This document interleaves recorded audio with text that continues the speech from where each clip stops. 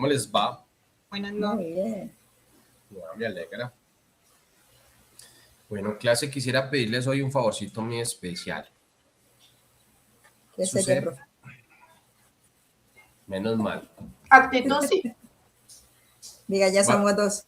Básicamente pasa lo siguiente. Estoy en una situación familiar que tengo que vengo desde ayer con ella, y es que mi hijo menor está muy enfermito.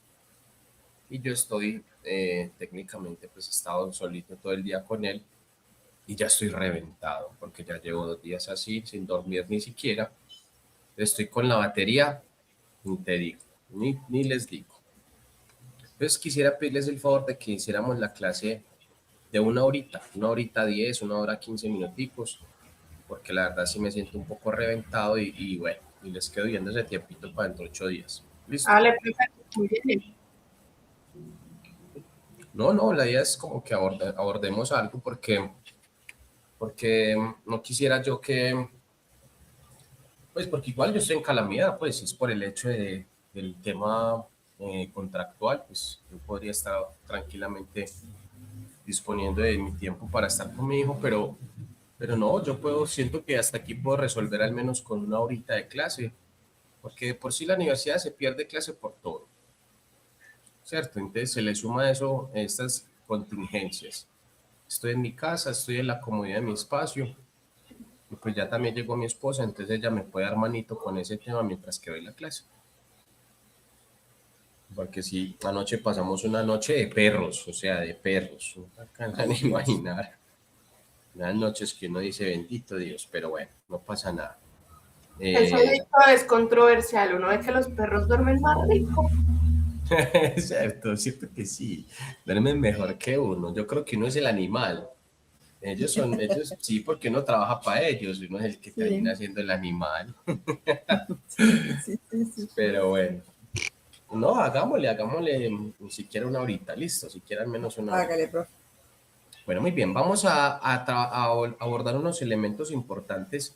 Veníamos hablando un poco acerca del modelo de la carga alostática, un elemento que lo van a ver ustedes de manera muy detallada en lo que serían las clases de psicoinmunología.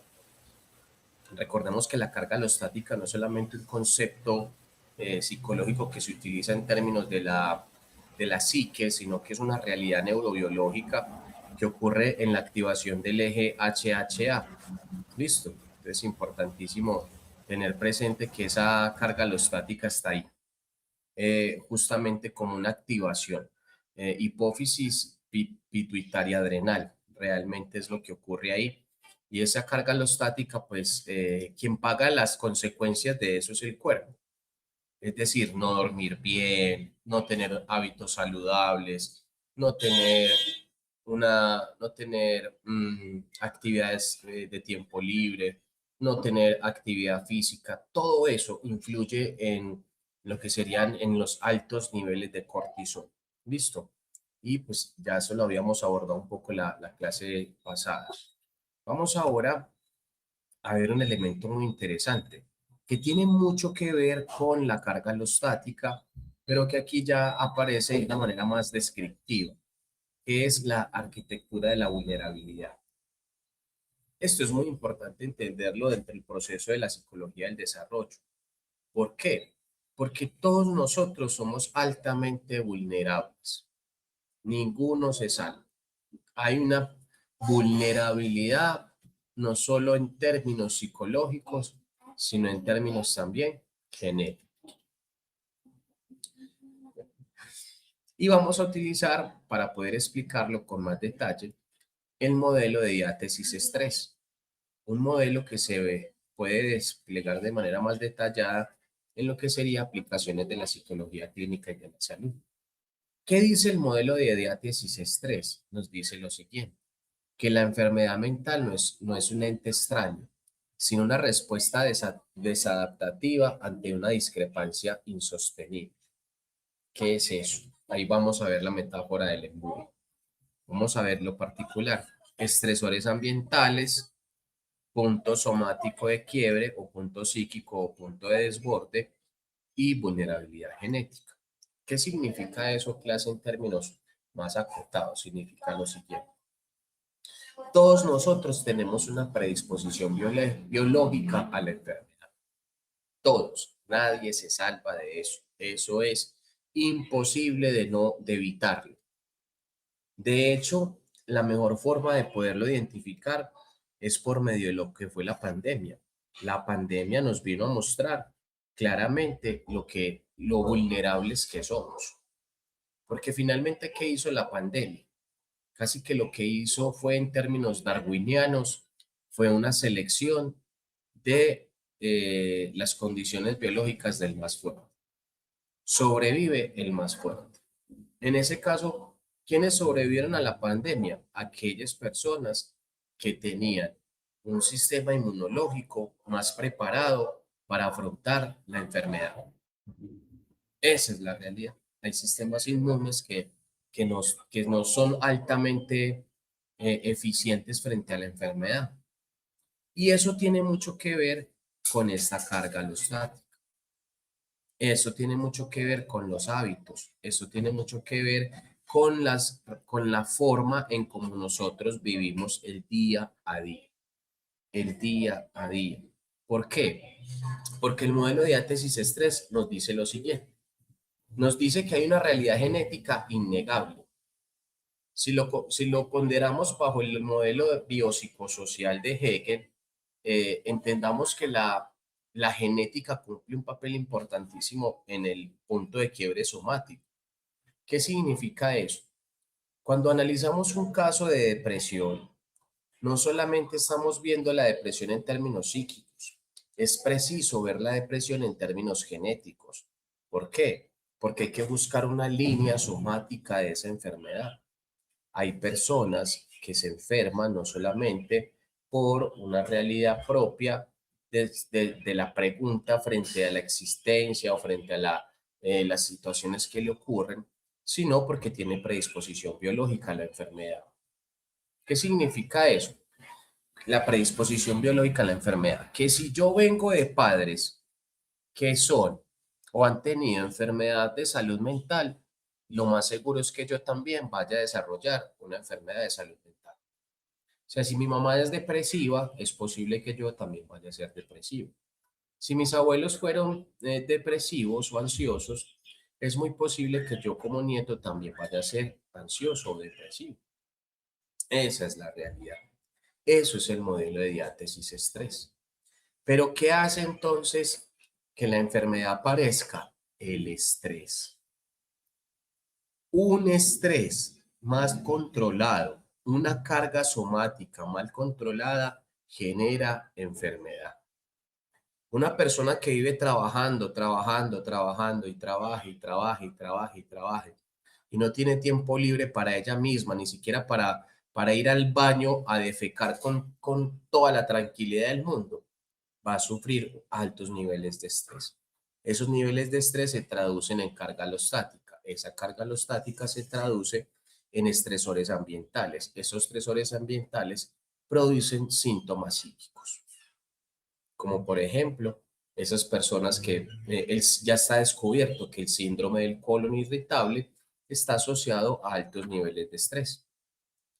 Problemas en la piel, obesidad, problemas en las articulaciones, dolores de espalda, pérdida del cabello, manchas en la piel, irritaciones en la piel, el acné, todo eso tiene que ver con el estrés. El estrés traducido en términos de altos niveles de cortisol.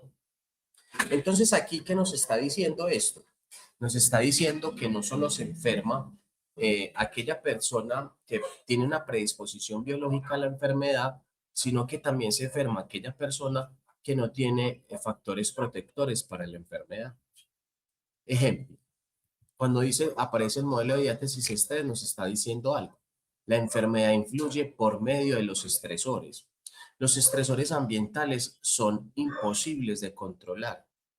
Es imposible que yo controle la alta carga de mi trabajo, porque si mi trabajo requiere una carga de preocupación por lo estresante que es, y yo eso no lo puedo controlar. Es que es más, los trabajos son estresores, los trabajos tienen estresores.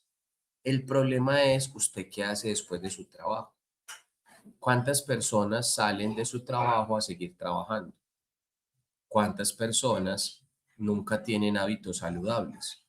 Y esos pocos hábitos saludables se traducen en enfermedad.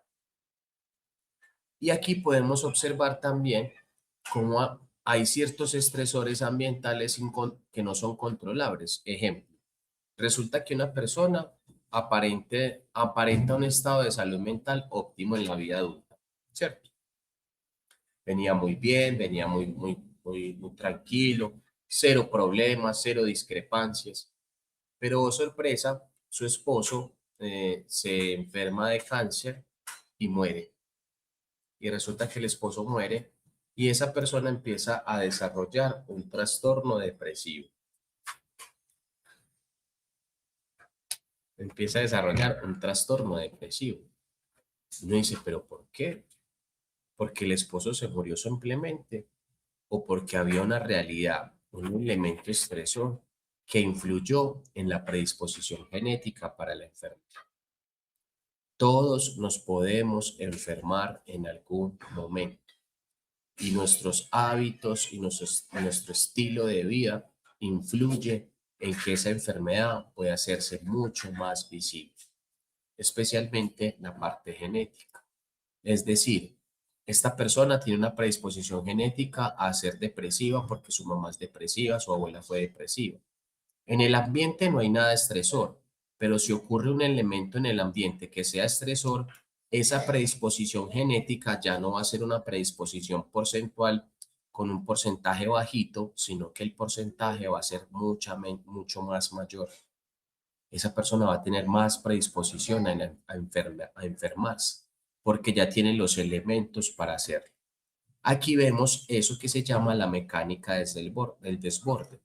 ¿Qué significa eso? Que la interacción entre la vulnerabilidad biológica, la base y la exposición a estresores específicos de la transición, falta de redes y precariedad son elementos fundamentales para el desborde psíquico. ¿Cómo se va a dar eso? En manifestaciones. ¿Por qué? Cuando el sujeto falla en la gestión de la carga del desgaste metabólico, es decir, el estrés, se manifiesta como una psicopatología descriptiva, ansiedad, depresión, trastornos de la conducta alimentaria. APA 2013. Casi que aquí nos podríamos hacer la pregunta.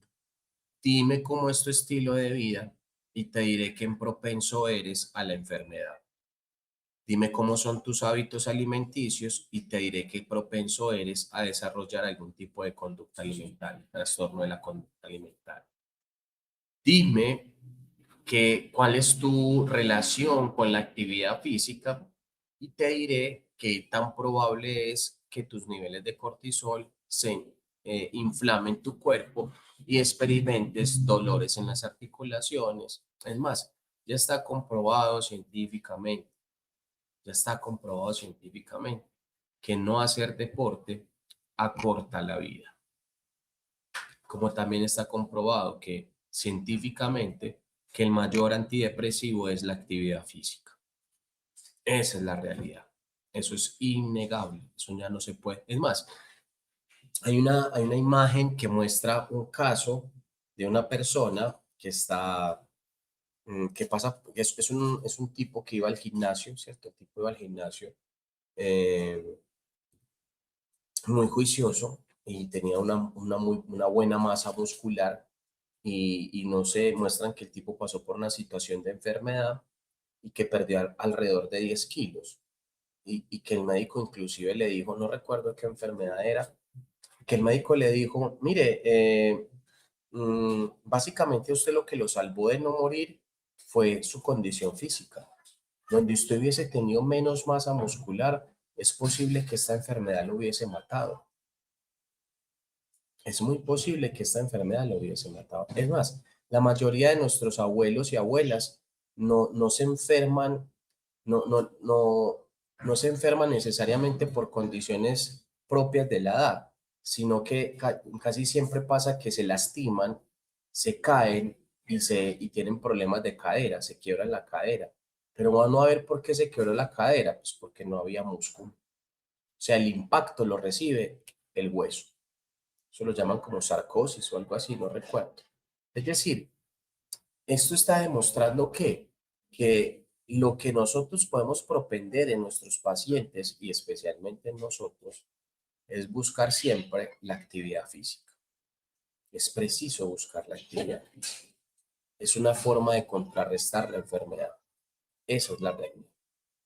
Es una realidad. Y el modelo de diátesis estrés lo pone en evidencia. Nelson. Profe, buenas noches. Buenas noches, Nelson. El modelo, quería decir algo sobre el modelo de estrés. Y en el caso de la pandemia, si usted mencionó, cierto que se pueden hacer unas excepciones. Creo que de pronto caigo en el error de generalizar, pero sí se pueden hacer unas excepciones, pienso yo. ¿Cómo qué tipo de excepciones podrías hacer vos, Nelson, a ese tema de la pandemia? Sí, señor. Ejemplo, una persona que estaba enferma le dio un tumor maligno y pasó la pandemia y no le dio nada. Por eso digo que caigo en el error de pronto de generalizar, pero que se pueden hacer las excepciones. Ok, comprendo, Nelson. Recordemos que la pandemia era una enfermedad propiamente respiratoria. Sí, Era respiratoria. O sea, una persona con diabetes tranquilamente le puede dar COVID, pero ahí no iba a haber una influencia directa con la enfermedad. Eso nos estaba mostrando era la capacidad pulmonar. Nos estaba mostrando es el sistema inmunológico. La pandemia puso en jaque fue el sistema inmunológico de las personas. Esa es la realidad. ¿Cómo estaba el sistema inmunológico de la humanidad? Y demostró que el sistema inmunológico de la humanidad en su gran mayoría era altamente deficiente. El sistema inmune, que es el encargado de protegernos ante la enfermedad. Y que la enfermedad pulmonar, en este caso, mire que fueron personas muy jóvenes. Habían personas muy jóvenes que murieron de COVID. sí, Y habían abuelitos, muy abuelitos, que les dio COVID y salieron adelante con el COVID. sí. ¿Y eso qué demostraba? Que esos abuelitos tenían un sistema inmunológico, vea, fuerte, bien fuertecito. Y uno mira el estilo de vida de esos abuelitos, mirar cómo era el estilo de vida, mirar la predisposición, porque el sistema inmunológico es hereditario también. Yo heredo mi sistema inmune de mis padres y de mis abuelos. Yo heredo eso. Es más, las enfermedades se heredan. Bajo este modelo de diátesis estrés, las enfermedades también son hereditarias. Nuestro sistema inmune es hereditario. Usualmente nosotros asociamos la genética. Nelson, colabóranos con el micrófono, porfa, y si vas a opinar, pues Sí, puedes sí, señor. abrirlo. Sí, porque se Muchas escucha gracias. Porque usualmente, ¿qué pasa ahí con esto? Usualmente uno cree que uno hereda son los rasgos genotípicos. Y uno no solamente hereda rasgos genotípicos, como la nariz, la morfología, no, uno también hereda la enfermedad, hereda el sistema inmunológico. Nosotros les heredamos las enfermedades a nuestros hijos. Esa es la realidad. Por genética. Y no es porque uno quiere, es porque por genética está ahí. O sea, la diabetes se puede heredar la diabetes. El cáncer se puede heredar. Las enfermedades mentales se pueden heredar. Pero ¿qué nos estamos viendo el modelo de diátesis estrés? Que yo puedo tener una predisposición a heredar enfermedades. Pero si mi estilo de vida es un estilo de vida más bien precario, falto de actividad física, falto de hábitos saludables, falto de estilos saludables, falto de actividades de tiempo libre, ahí va a haber mayor predisposición a enfermarnos. Alba. Y luego Ceci. Profe, gracias. Era un caso que tenía con relación a lo que usted explicaba hace un momento, profe, de cuando las personas tienen un cuidado especial de su salud física, ante enfermedad pueden salir adelante. acá en el pueblo donde nosotros vivimos, un muchacho se destacó mucho en el fisicoculturismo. Tuvo un accidente tremendo automovilístico y él quedó súper mal, tuvo que pasar por un proceso muy complejo de múltiples cirugías, volver a empezar de nuevo, aprender a caminar, a comer.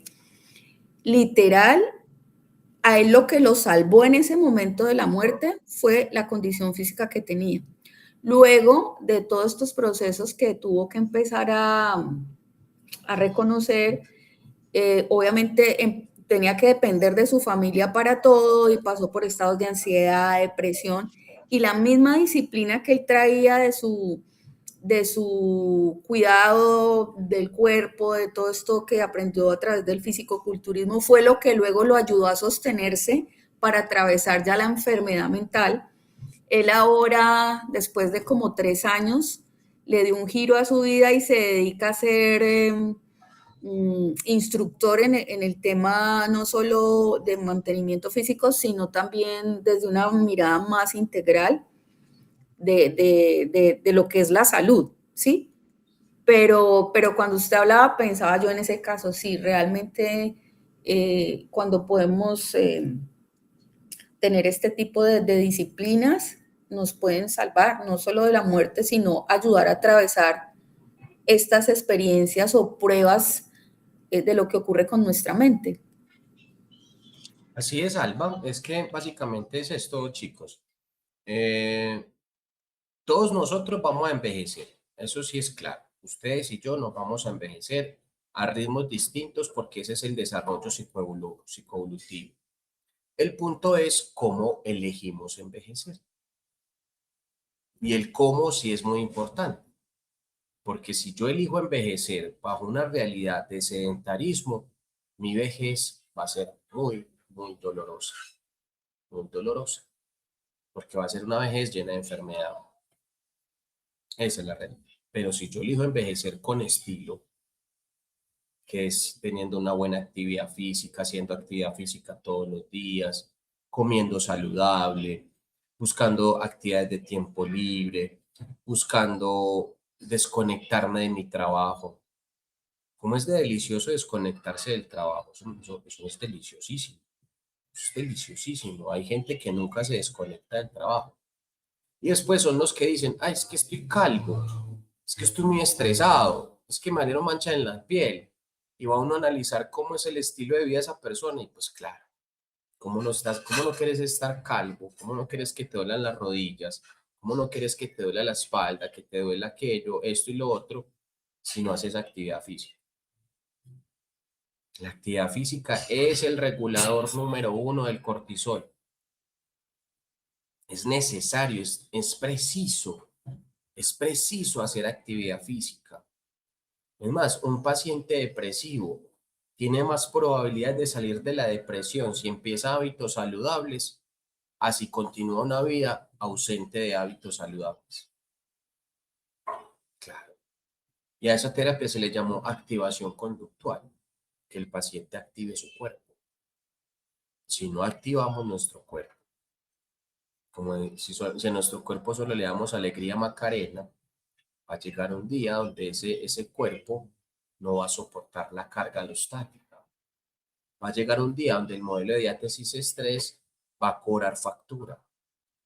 Si nuestros hábitos son poco saludables en nuestra alimentación, nuestro cortisol va a estar elevadísimo y así vamos a tener menos probabilidades para afrontar el estrés. Setsi.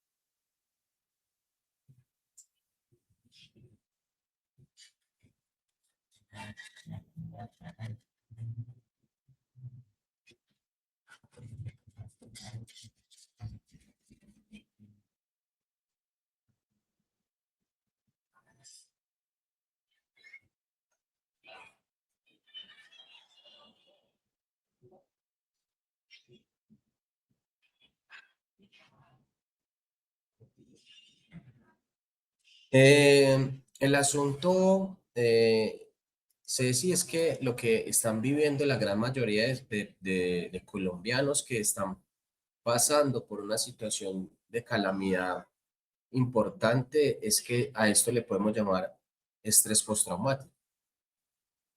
Y el estrés postraumático necesita hablarse, así sea hablarse mal, pero hablarlo. Hay que hablarlo.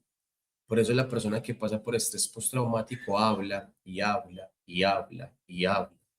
¿No han escuchado? Se dice, habla más que un perdido cuando lo encuentran. Es que necesita hablarlo. Pero no solamente necesita hablarlo, necesita procesarlo. Procesar que perdió su casa, procesar que perdió un familiar, procesar que se perdió un familiar y perdió su casa. Y obviamente en estos momentos no hay posibilidad de hablar de lo positivo, es que no hay elementos para hablar. No hay elementos para hablar. Hoy no es posible hablar de resiliencia en estas familias que han perdido su casa porque todos los días se levantan a ver que perdieron su casa. O sea, tienen el estrés postraumático al frente, o sea, en vivo y en directo. No tienen cómo, hoy lo que ellos necesitan es hablar, de hablar, de hablar, así sea de manera negativa. Aquí no podemos romantizar el dolor. Aquí es claro que ellos necesitan expresar su dolor, así sea por medio del llanto, por medio de la ira, por medio de la frustración. Tienen todo el derecho. Tienen todo el derecho a expresarse. ¿Cuándo podemos estar hablando de resiliencia? Cuando ya ellos puedan ver la recuperación, cuando ya puedan ver que nuevamente están construyendo su casita, cuando nuevamente ven que ya no hay tanto escombro, que ya no hay ahí sí podemos hablar de resiliencia, pero en estos momentos no hay forma de hablarlo, es que están pasando por un evento de estrés postraumático que va a quedar para toda su vida, para toda su vida. O sea, la próxima vez que tiemble en Colombia y ellos sientan un temblor, ustedes no se alcanzan a imaginar su cuerpo, el cuerpo de ellos, cómo va a reaccionar. O sea, ya eso, hola.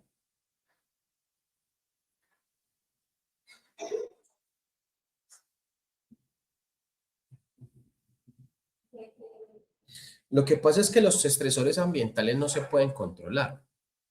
Lo que sí podemos controlar es la respuesta al estresor.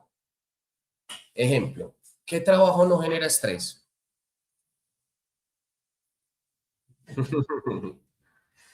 Todos los trabajos generan, así sea un grado de estrés, por mínimo que sea, pero todos los trabajos generan estrés. El modelo de diátesis estrés que nos está mostrando que es preciso combatir la enfermedad con salud. La enfermedad no se combate pensando positivo, se combate con salud. Duerma bien, aliméntese bien, haga deporte y ya tiene 3 elementos fundamentales para empezar a generar mayor homeostasis corporal. No duerma bien, no se alimente bien, no haga deporte y cualquier cosa que pase, cualquier estresor que ocurra en el ambiente va a ser un detonante para tener una mirada así, la mirada de túnel. Va a haber siempre todo negativo. Pues claro, que si no duermes bien, te acuestas a dormir escloreando ahí el celular, a que lo coja el sueño y nunca haces deporte. La actividad deportiva más que haces es subir 3 escalas. No se alimente bien, que es comer frutas, por ejemplo, tomar agua, como tú decías, Ceci. ¿Cuántas personas son felices comiendo fritos? Felices. Ya, yo les digo, yo le agradezco mucho a mí la enfermedad del colon irritable, yo le agradezco que haya aparecido. A mí me dio colon irritable producto de la pandemia por altos niveles de estrés.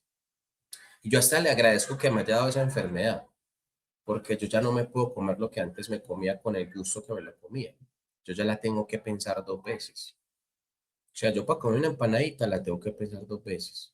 ¿Será que me la puedo comer? Y si me la como, ¿qué? El chicharrón de 100 patas. El chicharroncito, las cosas muy grasosas, yo ya la tengo que pensar 2 veces. En estos días estaba visitando a un familiar y deliciosamente nos sirvió un almuercito muy rico. y me sale con una mazamorrita y yo, qué rico esa mazamorra, y yo, fe, pucha, qué maravilla, ya de rato no comía mazamorra. Cuando como que ya el cuerpo me avisaba y me mostraba algo, y yo vení, esta mazamorra es con leche entera, me va diciendo que sí, y yo, hasta ahí me llegó la gana de comer mazamorra. O sea, aprender a conocer nuestra enfermedad para hacer las paces con ella. Sí, porque finalmente eso es lo que nos está mostrando el modelo de diátesis estrés, es que es imposible no enfermarnos, pero al menos busquemos las herramientas para enfermarnos lo menos posible. Es que es imposible que no nos enfermemos, ya sea por predisposición genética, ya sea por vulnerabilidad contextual, ya sea por eventos estresores ajenos a nuestra voluntad. Es imposible que no nos pase algo, pero al menos hay que combatir eso con salud, no con más enfermedad. Hay que combatir la enfermedad con salud. Decirle a un paciente depresivo, vea, salga de su casa, tome el sol, ya eso es salud. Tome agüita, ya eso es salud. Salga a caminar un rato, hombre, media horita aunque sea, ya eso es salud. Y el cuerpo lo agradece, el cuerpo agradece esas cosas. No vayan a creer, pero el cuerpo agradece eso. Vamos a la siguiente. La psicopatología como crisis de sentido. Entonces, ¿qué estamos haciendo ahorita? Notemos que este tipo de cosas son elementos que se desarrollan a lo largo de la vida. Son casi que aspectos que el ser humano tiene presente, pero pocas veces lo aborda. La necesidad de regular emociones, desde los niños hasta los adultos, hasta los abuelos. La necesidad de tener estilos de vida saludables, desde los niños, desde los adultos, hasta los abuelos. Y aquí la psicopatología como crisis de sentido. Bueno, a mí se me olvidaba decirte las manifestaciones de esto, ¿cuáles pueden ser? Mire que aquí están las más reconocidas: ansiedad y depresión y los trastornos alimenticios, que surgen justamente de esta realidad de altos niveles de estrés. Trastornos alimenticios, que pueden surgir muchas veces. ¿Por qué? Pues mire que es muy particular que hay ansiosos que suelen tener momentos de deglución de alimentos o momentos de atrancones de alimentos, que quieren comer todos los dulces y comen dulces y muchos dulces. Vamos ahora a la psicopatología como crisis de sentido. ¿Qué nos está diciendo la psicopatología como crisis de sentido? Nos está mostrando algo, que hay un círculo, ¿no? Dice, veamos primero la imagen al lado derecho. Bueno, a mi lado derecho. Combatiendo la psiquiatrización. Los cuadros ansiosos o el consumo de sustancias operan frecuentemente como marcadores funcionales. Cuando el individuo no logra dotar de propósito su transición, la conducta se transforma en un refugio contra la angustia producida por la falta de pertenencia social. Y vemos un ciclo. Aquí aparece un ciclo fundamental que experimentan todos los seres humanos: vacío de identidad, que es la crisis de sentido que en su momento el señor Víctor Frank la estaba nombrando. Ese vacío de identidad es una realidad que surge mucho en la adolescencia.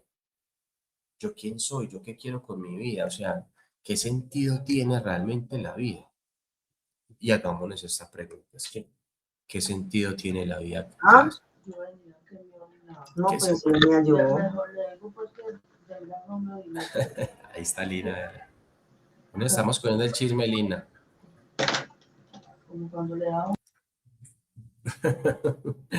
Hagamos esta pregunta clase. ¿Qué sentido puede tener la vida? Usted crece. Apenas crece, sale que tiene que buscar estudio. Apenas estudia que hay que buscar trabajo. Apenas termina de conseguir trabajo, consigue novia, que cuando se va a casar. Apenas se casa, que cuando van a tener el primer hijo. Que ya tuvo el primer hijo, que cuando van a tener el segundo. Y luego que cuando va a comprar su casa. Que usted toma un profesional y que cuando va a comprar su carro. Que usted cuando va a conocer el mar, que usted cuando va a ir a tal parte, y toda la vida es un cumplimiento de puras metas, metas y metas. Y finalmente todo eso para llegar a la muerte. cuando el último fin es la muerte, ¿qué sentido puede tener la vida si uno se la pasa cumpliendo un montón de metas? Sí, sí.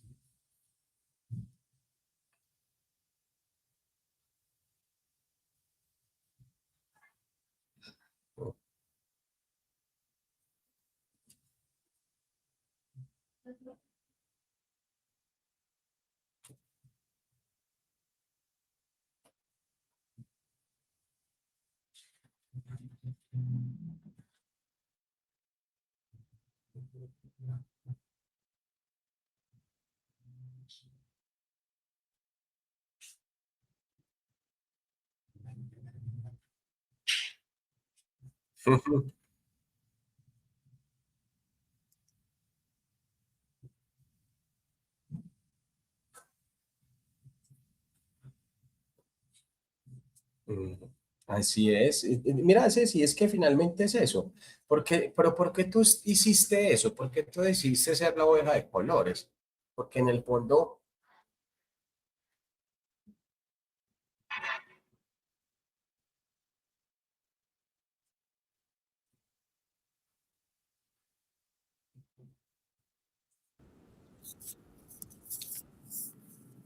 pero ¿y todo eso para qué? Para una búsqueda de un sentido. La búsqueda de un sentido. Pero justamente, si lo vemos bajo la mirada de Albert Camus, un filósofo, Albert Camus decía que gran parte de los sujetos y la gran parte de la vida nos pasamos la vida buscándole sentido a la vida, cuando justamente el absurdo de la vida es que no tiene sentido. El absurdo de la vida es que la vida carece de sentido. Y esas palabras las retoma un poco Víctor Frank, cuando establece justamente esos patrones de, hey, venga, es que la vida en sí misma no tiene por qué tener un sentido. Andrea.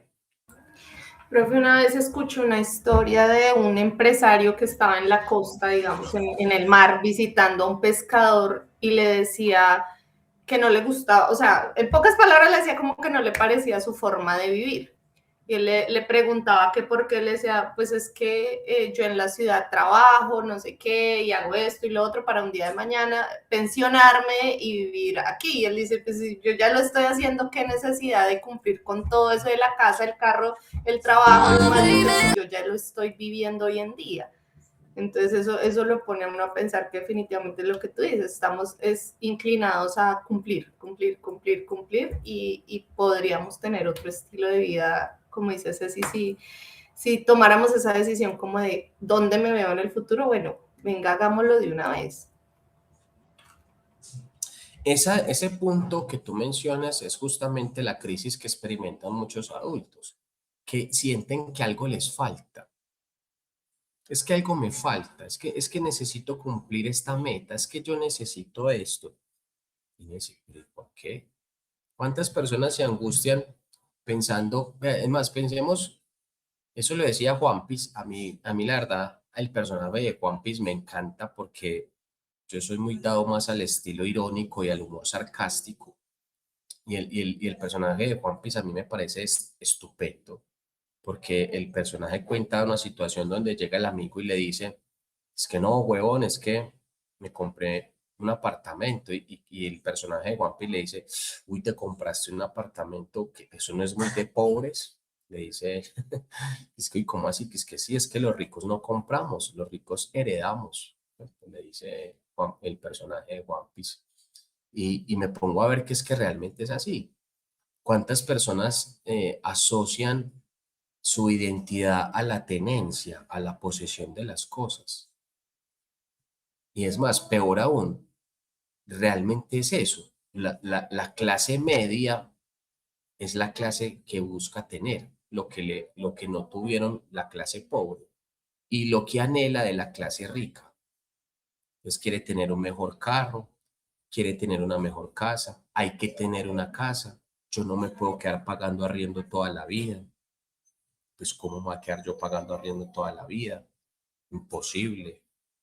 Como que la utilidad del ser humano es la tenencia. Hay que tener un título. hay que tener familia, hay que tener un matrimonio, hay que tener hijos, hay que tener. Y justamente desde la mirada del filósofo Albert Camus, eso es lo que hace que la vida tenga propósito y sentido, que siempre somos buscándole sentido al absurdo de la vida que carece de sentido. Llega uno y tiene todo eso y después ¡tan! Cáncer, te mueres. A mí, pero me encanta Mario Mendoza. Él decía en una de la entrevista de Mario Mendoza, él decía, bueno, y si el día de mañana te diagnostican cáncer, ¿qué te llevas? ¿Qué te llevas de aquí? No te llevas nada. Solamente es lo que viviste, lo que amaste, si perdonaste, si fuiste feliz, si realmente valió la pena el paso de tu existencia, si fuiste capaz de transmitir conocimiento con amor, con pasión, porque a la hora del té no hay velorio ¿qué? Con trasteo. Nadie de los que está aquí nos podemos llevar nada para nuestras tumbas. Nadie. Ni el título no lo vamos a llevar. Nada nos lo vamos a llevar.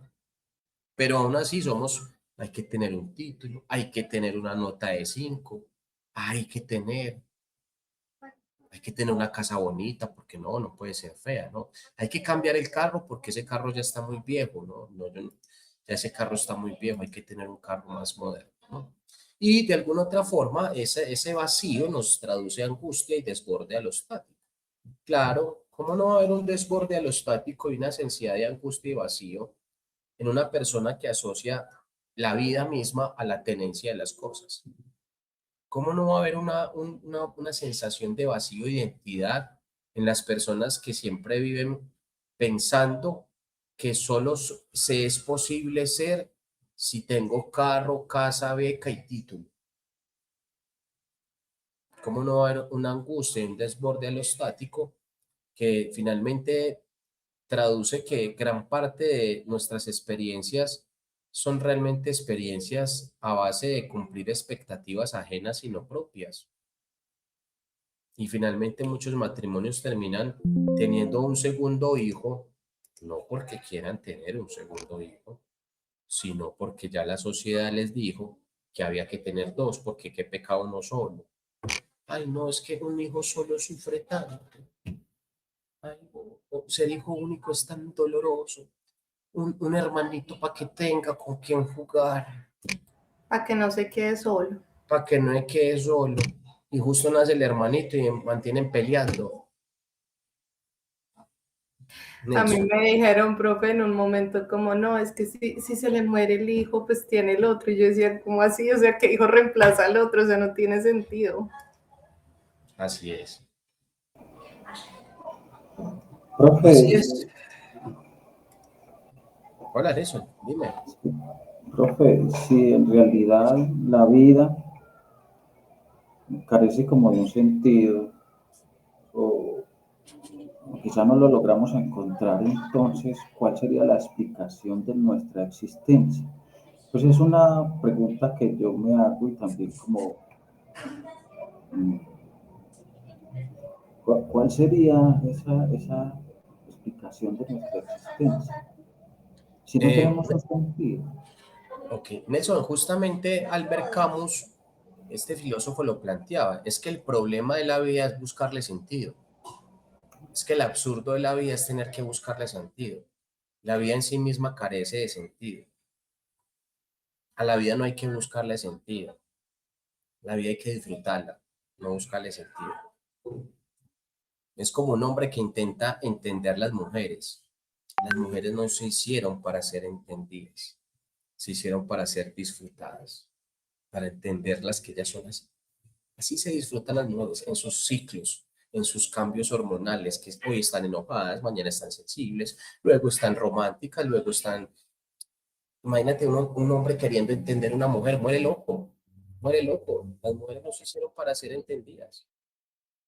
Esa es una premisa fundamental. Y la vida en sí misma no se hizo para que tuviese un sentido, porque eso ya es absurdo buscarle sentido a la vida. La vida se hizo para ser disfrutada. ¿Qué te llevas? Lo vivido. ¿Qué no se lleva uno de la vida? Lo que vivió, si paseó, si conoció, si salió, si disfrutó. ¿Cuánta gente tiene plata y vive encerrada? No disfrutan nada. Hay una cantidad de gente millonaria que murió y no se alcanzó a disfrutar ni la cuarta parte del dinero que tiene. ¿Cuántas personas tienen sus hijos y no los disfrutan? Porque no tienen tiempo ni para estar con ellos. Porque la pasan es trabajando. Cuando menos piensa, cerraron, abrieron los ojos y ya los muchachos tienen barba. Nunca tuvieron tiempo de disfrutarlos. ¿No? Además, hay personas que tienen esposas maravillosas con un cuerpo perfecto, pero como la pasan trabajando, ni tiempo tienen de hacerle el amor.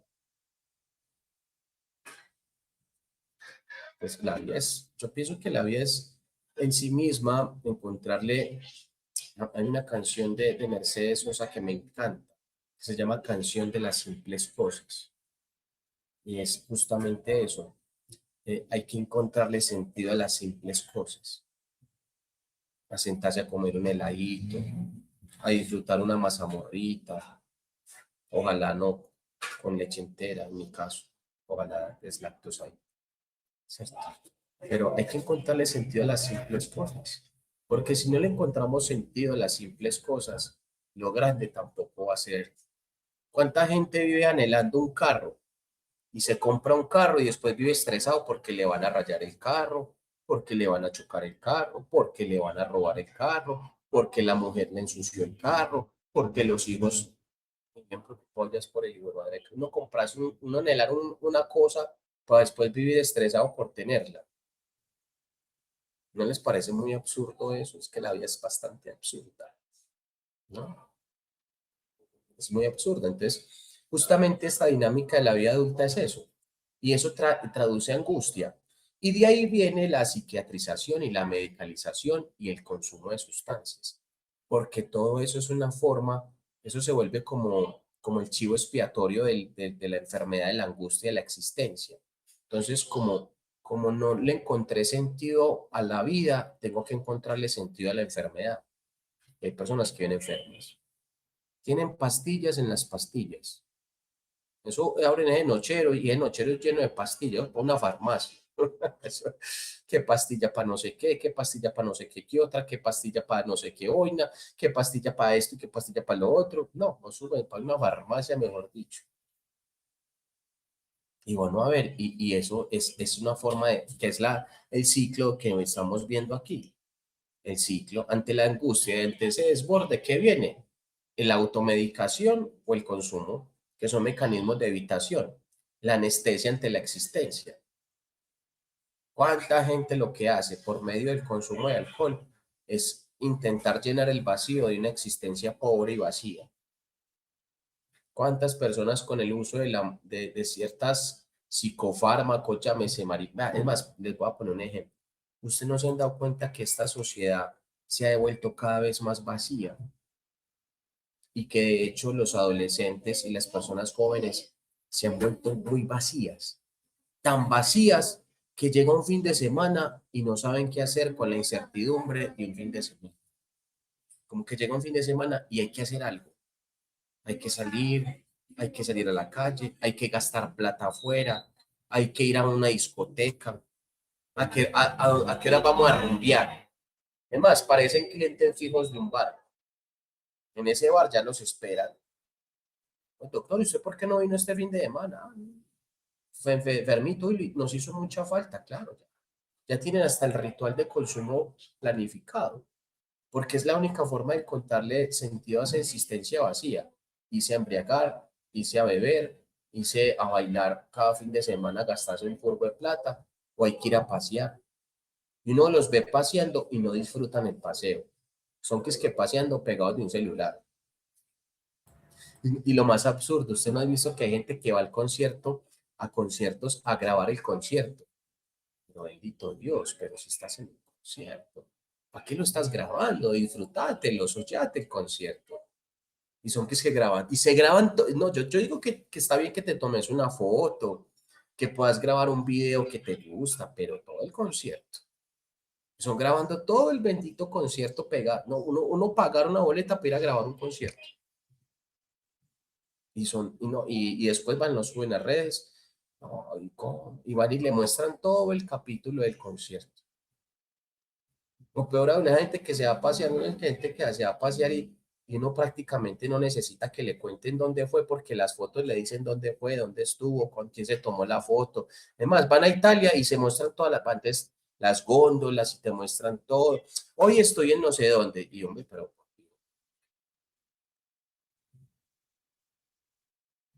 eso no es que.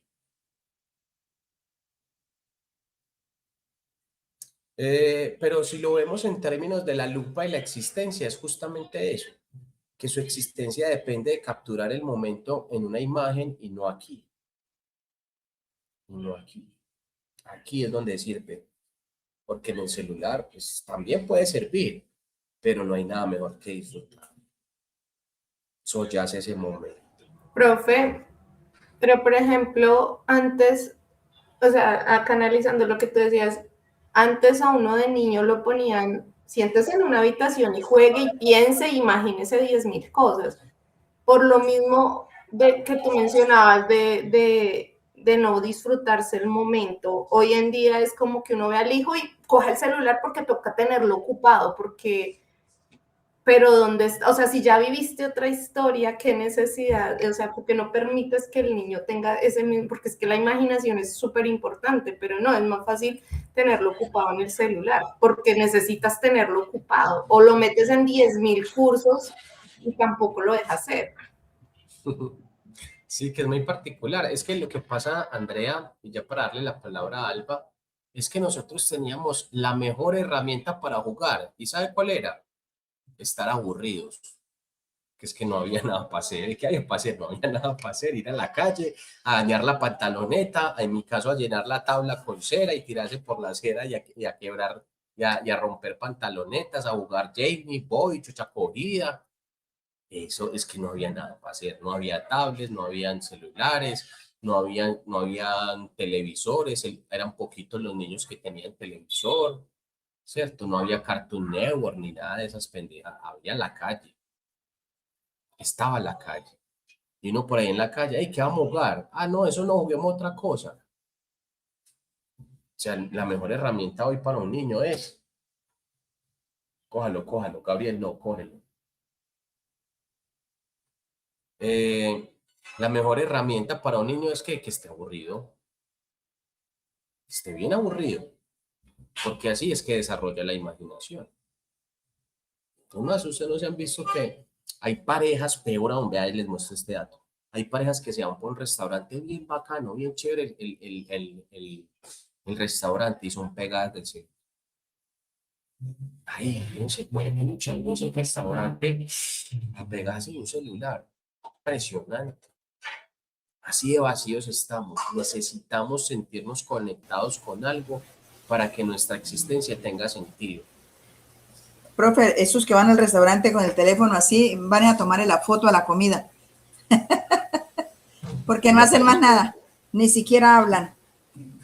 Eso me parece muy ridículo. Alba, te escuchamos. Sí, profe, gracias. En torno a todo este tema de sentido, le tengo el caso, profe, compañeros. Una parejita, hermana de papá de mis hijas, logró con el esposo, pues como todas las promociones y desarrollo a nivel profesional, tenían reconocimiento, buen empleo. Ellos se formaron en el área de salud y vivían en Cali. Estuvieron 10 años laborando, lograron como todo lo que querían, ¿no? O sea, buen apartamento, carro, vacaciones, se iban para Miami. Y el año pasado les dio una crisis existencial, que iban a dejar los trabajos, el esposo tenía a cargo una jefatura en salud, en la parte de enfermería de jefe. De hecho, él era de Tuluá y un médico de toda la vida que lo considera, porque él es docente también, que es una eminencia en lo que hace. Él decía que el pelado era una eminencia en su carrera. Pero debido a todo el nivel de responsabilidad que tenía, él se estaba enfermando, le dio un preinfarto. Y pese a que tenían pues todos los logros y las condiciones, entraron en esta crisis, no, que nos vamos, que renunciamos a los trabajos y nadie entendía y todo el mundo quería opinar, ¿cómo así? ¿Cómo van a dejar los trabajos? Si tienen el reconocimiento, han logrado, bueno, y no. Y la crisis empezó a ser más fuerte cuando tuvieron el niño, porque cuando iba a cumplir ya casi los 4 años, ellos no tenían tiempo para esa vez porque la esposa también trabajaba muy destacada también en la parte administrativa, y ellos se les olvidó el disfrute de la vida, se estaban perdiendo como pareja, tenían al niño metido en cuanto curso, que natación, que salía, tenía un colegio, desde lo recogía el bus a las 5:30 de la mañana, lo traían casi a las 4 de la tarde, después de las 4 natación, pintura. El niño llegaba era solamente a dormir y ya ni se encontraban. Y decidieron vender lo que tenían y se fueron para España a iniciar una nueva vida, a experimentar con lo que resultara sin que nadie los conociera, porque estaban ahogados de que lograron lo que quería, pero su vida no tenía sentido y se estaban perdiendo.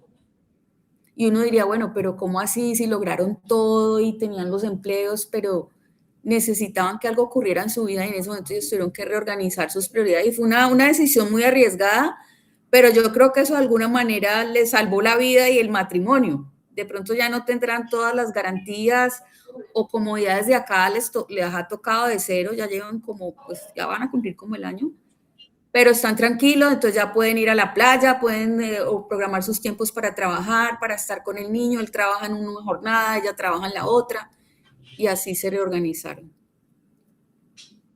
Una maravilla, qué interesante. Menos mal se dieron cuenta a tiempo de que la vida es tan absurda que llenarse de cosas no sirve de nada. Es que la vida se nos va en un parpadeo. La muestra de lo que nos está pasando es que ustedes creen que este tema del cambio climático va a seguir pasando. Es que esto ya se había avisado, o sea, el cambio climático es un reloj en cuenta regresiva y tenemos menos de 50 años para ello. El agua que hoy tomamos es el agua, o sea, la ducha que nosotros nos pegamos, de pegarnos esa ducha y dejar botar agua como lo hacemos, eso es algo que dentro de unos años no va a ser posible. O sea, bañarse va a ser un lujo dentro de un tiempo, va a ser un lujo. Va a ser un lujo bañarse. Va a ser un lujo desperdiciar agua, inclusive como lo que hacen hoy en día muchas personas. Lavar los platos así con la regadera y usted haga y bote agua, que hay gente que es feliz botando agua, feliz echando agua y jabón.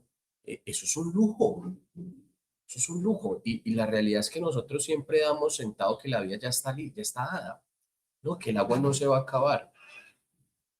Y la verdad es que esto que está pasando con el cambio climático solo es la primera piedra. A mí nunca me había tocado, se lo digo literal, en toda mi existencia de vivir en Medellín, jamás me había tocado una ola de calor en Medellín como la que estamos viviendo. Nunca, nunca me había tocado una cosa así. O sea, que vos salieras del baño e inmediatamente saliendo del baño ya sentías calor. O sea, yo ya no sé qué es el agua fría, yo ya me baño y yo digo, pues que el agua no sale fría. No, parece como tibia esa agua, no parece caliente, no parece fría, sino caliente el agua. O sea, a mí nunca me ha tocado una cosa así en Medellín, jamás. Medellín era un clima sabrosísimo, deliciosísimo, deliciosísimo. Ya Medellín parece tranquilamente una ciudad costera, una ciudad caliente, ¿no? Eso está hablando del cambio, ese fenómeno del Niño viene con mucha fuerza, con mucha, mucha fuerza. Y justamente es entender eso. ¿Cuántas personas? Yo he notado muchas veces personas que por aparentar un estatus social viven endeudados. Literal viven endeudados. Se endeudan para comprarse un iPhone. Una cosa peligrosísima. Yo no, ¿cómo voy a endeudar yo por 7 millones de pesos por un celular?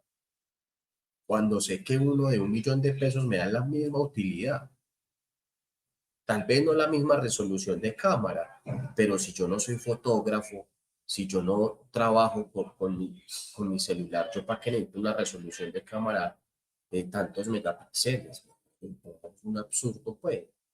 ¿Cierto? ¿Cuánta gente compra un Mac bien costoso de 10 millones, 11, 12 millones de pesos para abrir Word y Excel. Entonces, pero ¿para qué, hermano? Si usted escasamente, es más, escasamente sabe manejar uno Excel como uno para que un Mac de 11 millones de pesos, para que se vea la manzanita. Y así es. Y los jóvenes de hoy en día son profundamente vacíos. Hoy, la realidad de eso que plantea Víctor Frank, hay un profundo vacío existencial que no se llena con nada. La gente ha querido llenar sus vacíos existenciales con sexo, con pornografía, con consumo de sustancias, entre ellas el alcohol, con prácticas de riesgo. Sí, empiezan a tener ciertas prácticas de riesgo para llenar sus profundos vacíos existenciales, porque no saben qué es disfrutar un abrazo, no saben qué es estar en familia, no saben lo delicioso que es tirar el colchón al piso y acostarse con los hijos a hacer nada y a ver televisión. Eso es maravilloso. No saben qué es irse al parque a comerse un heladito, porque pareciera que tengo que hacer muchas cosas para poder vivir mi existencia de manera profunda. Es como que tengo que tener ese Mazda último modelo, porque ya el Chevrolet no me sirve, que ser Mazda, ¿no? Y la vive así, en ese absurdo, ¿no? En un absurdo que los lleva a un profundo vacío existencial y que los lleva a querer llenar esa existencia por medio de conductas evitativas. Y aquí lo que vemos es un ciclo. Miren que eso es un ciclo que termina en un refuerzo de la falla de la adaptación. ¿Por qué? Porque hay una falla en la adaptación, porque nada los llena. Nada los llena. Se consiguen mujeres hermosas para hacerles infiel. Que eso es otro absurdo impresionante. Una mujer hermosa en casa para que nunca le hacen el amor. Unos hijos preciosos que nunca disfrutan. Una casa hermosa llena de lujos, pero nunca están en la casa. La cuenta llena de plata, pero no tienen dónde sacarse, dónde sollarse esa platica. Y si se van al mar, se van con la tabla a seguir trabajando. No saben desconectarse de la realidad tan absurda que nos propone esta sociedad de consumo. No se saben desconectar. Vea, yo una vez me fui para la playa, cuando trabajaba en bienestar familiar, me fui para la playa y estaban pasando un tema con unos niños, una cosa muy complicada y que necesitaban pues mi asesoría. Y yo les colgué, yo les dije, yo sé que el problema es delicadísimo, pero busquen otro psicólogo que yo no soy el único. Y me respetan mis vacaciones. Qué pena, va a tocar bloquearlos. Y lo bloqueó. Yo en vacaciones y estar cargado de trabajo, ¿no? Y que es que era muy, qué inhumano, qué insensible. ¿No? Pero ¿por qué? Entonces, si yo me muero, ¿qué hubiera pasado con esos chicos? La misma cosa. Es que el mundo sigue. ¿No se han dado cuenta que uno muere y el mundo sigue? Usted y yo nos morimos y el mundo sigue. Escasamente nos llorarán 1, 2, 3 añitos y al cuarto año ya toca hacerle porque es que no hay más. No hay más.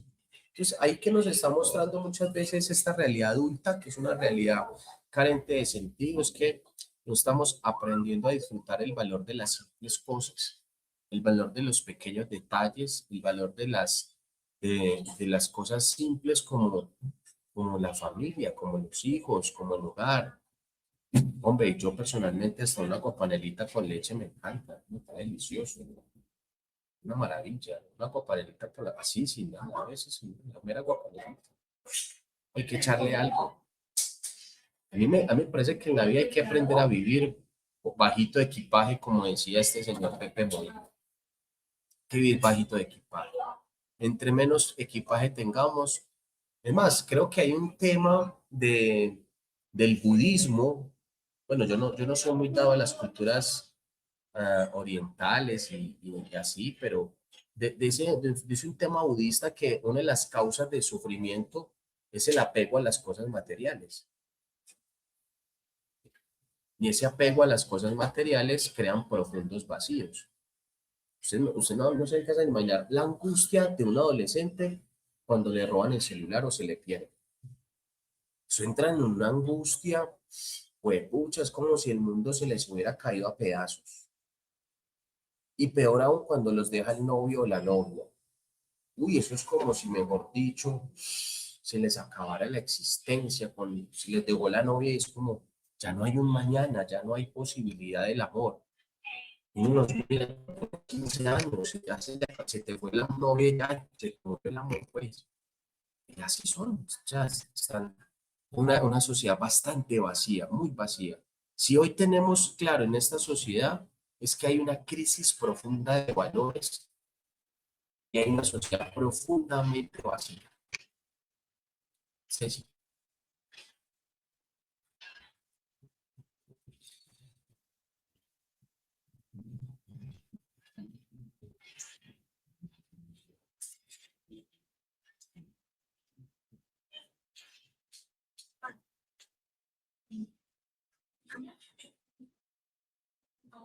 Sí, así es. ¿Se acuerdan de la camisa que yo había dañado con el tinta? Yo quería recuperar esa camisa no por el valor de la camisa, sino porque me propuse recuperarla y no desecharla simplemente porque le cayó un poco de tinta. Quería recuperarla. Entonces, la boto porque simplemente ya se le cayó. Bueno, vamos a recuperarla. Vamos a recuperarla, ¿no? O sea, a mí los celulares me duran, usted no alcanza ni mañana. Vea, este me lo regaló mi esposo. Pero a mí me han durado los celulares eternidades, pero eternidades. Yo no sé por qué eso me dura tanto. ¿No? Pero yo digo, bueno, pucha, aprender como a conservar las cosas que tenemos, las cosas viejas. Por ejemplo, a mí me encantan las cosas viejas. Yo no sé si ustedes, pero me encantan las cosas viejas, son antiguas. Ir a esas cosas antiguas me parece como delicioso. Son libros con páginas amarillas, eso es delicioso. Ver un libro así, eso es delicioso. No sé, de pronto nos metimos como en un tema algo muy romántico, un poco existencial, pero justamente esa era la idea de este ejercicio, y era que pudiéramos conectarnos con la existencia. Que la existencia no es la posesión de las cosas, que la existencia no es el altruismo de las cosas. Vea, yo les digo una cosa, a mí me gusta mucho que las personas hagan actos de compasión, pero ojalá los puedan hacer sin darse farándula en redes. Porque eso que hacen la gente en redes, eso es pura farándula. Ayude, pero no de tanta farándula, no sé de tanta farándula. Ayude, ayude. ¿Quiere ayudar a las personas que están damnificadas? Hágalo, pero no se de farándula. Porque eso no demuestra conexión con la gente. Eso demuestra una estructura narcisista detrás de la ayuda. Y somos tan narcisos hasta para ayudar. No se den farándula. Traten de no darse farándula. Porque es que estamos hablando del sufrimiento de las personas. Les digo una cosa, de este terremoto las noticias solo nos va a mostrar lo que nos quiere contar, pero los que sí están llevados son las personas donde los recursos del Estado no han llegado, y no han llegado no porque no puedan, no han llegado es porque nunca han llegado, y no van a llegar, y le apuesto que no van a llegar. Las zonas olvidadas rurales, esa Colombia profunda, es una Colombia profunda donde esas ayudas no van a llegar. A las personas les toca hacerse solitas a la reconstrucción de sus problemas, porque allá no van a llegar las ayudas. Solamente piense en nivel de desconexión de este gobierno, queriendo tener educación virtual a los de la tragedia cuando en el Chocó ni siquiera hay electricidad. Que tiene que estar desconectado de esto, estar desconectado del sufrimiento humano para no querer decir educación virtual cuando no hay electricidad, cuando no hay ni siquiera redes de internet en el Chocó. ¿Cómo carajos van a tener educación virtual? Así le llevemos una tablet, ¿para qué una tablet en un lugar donde no hay internet, donde no hay energía? Es que así es el nivel de absurdo que tenemos para ver nuestra realidad colombiana. Clase, agradecerles por este espacio de hoy. La propuesta fue mostrar justamente que la psicopatología no surge en el vacío, la psicopatología también surge en la búsqueda del sentido de las cosas, que detrás del depresivo no solamente está depresivo porque por condiciones neurobiológicas, sino por la búsqueda de sentido. y que el ansioso no está ansioso por condiciones neurobiológicas, psicosomáticas, sino porque también el ansioso ha perdido el norte de su existencia. Claro, porque si vive en el futuro, si vive pensando en futuros inexistentes, en el multiuniverso de las cosas, es muy seguro que esa persona no le ha encontrado sentido a lo único que sí podemos encontrarle sentido, al presente. Porque el presente es un regalo el tiempo presente, es un regalo. Esto que estamos haciendo es un regalo que nos está dando la vida, de estar aquí conectados. Sí, yo tengo un hijo enfermo, pero gracias a Dios está vivo. Está enfermo, pero vivo. Gracias a Dios está vivo. Menos mal es un cuadro gripal, un virus gripal, incómodo, que un niño sufre mucho con eso, pero menos mal no es otra cosa.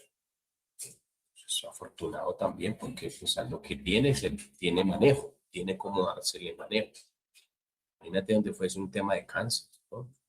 Mira, esta semana atendí a un papá que se le murió el hijo de cáncer y esa sesión me movió muchísimo, me movió muchísimo, demasiado, muchísimo. Y justo tenía 2 hijos y ambos varones. Yo me sentí muy identificado con este papá porque yo inmediatamente me preguntaba, mierda, y si a mí se me murió mi hijo, ¿yo cómo hago? ¿Yo cómo hago? Pues, pucha, es que este señor es muy teso, muy valiente. Afrontar la muerte de un hijo, wow, eso es una cosa dolorosísima, dolorosísima. Yo eso no se lo deseo a nadie, a nadie, a nadie, ni a mi peor enemigo. Pero bueno, clase, muchas gracias por el espacio. Vamos a hacer el feedback que se llevan para sus vidas profesionales y con esto cerramos el día de hoy.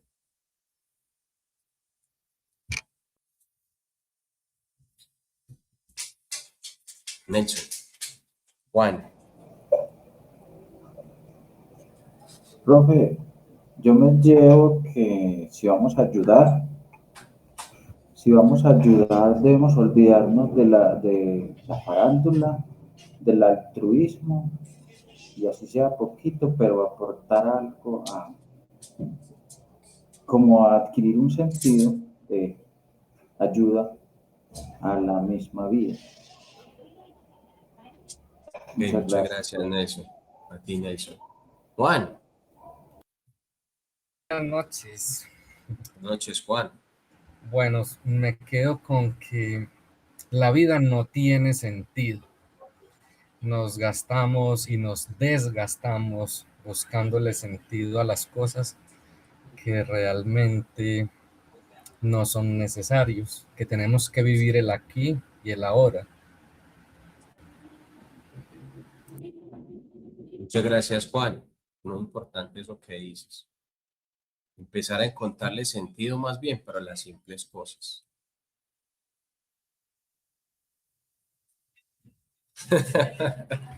No, me da miedo. Ok, muchas gracias. Hay otra manito levantada, pero no logro ver el nombre porque... La de Lucecita, profe. Oh, Lucecita, ¿cómo estás, Lucecita? Bien, gracias a Dios, profe. Pues muy interesante la clase de hoy.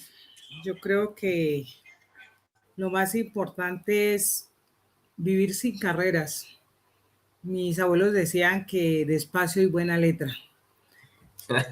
Es muy bueno ese refrán, despacio y buena letra. Sí. Sí, del afán no queda sino el cansancio y yo creo que debemos en esforzarnos siempre por ser mejores personas, mejor compañía, que esforzarse por las cosas materiales. Porque es que yo pienso de que por mucho que yo me esfuerza por tener la mansión, el último modelo del carro, de la moto, la lipo, el bolso Vuitton, pero si no tengo un crecimiento espiritual, mental, ideológico, eso no sirve de nada. Siempre voy a encontrar vacíos y que no me van a llevar a ninguna parte y siempre voy a estar cambiando como de atmósferas y de ambientes, porque ningún ambiente lo he como realizado, hecho de lo que quiero realmente sentir y busco. Entonces yo creo que uno debe preocuparse y debemos de preocuparnos es por dejar o aportar ese granito de arena. Salir de ese bulto de arena y que ese granito salga al espacio y al cosmos y brille con un rayito de luz solar o de luna. Eso me queda de esta hermosa clase. Lucecita siempre nos va a regalar sus estructuras filosóficas profundas. En eso me tienes más ventaja, Lucecita.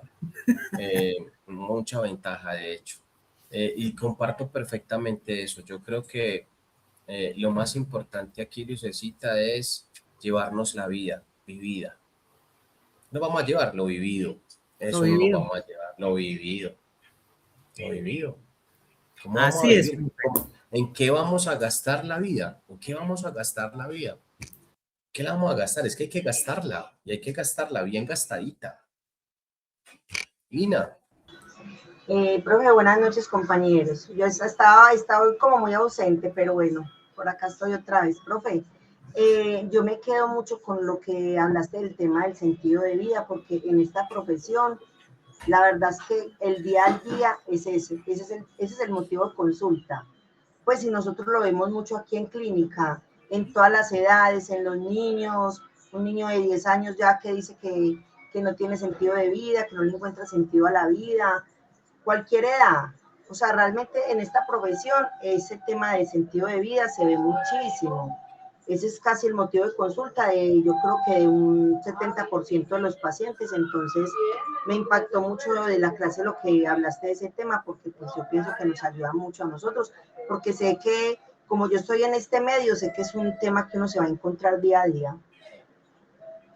Entonces, qué bueno que te sepa. por tu clase. Con todo gusto, Lina.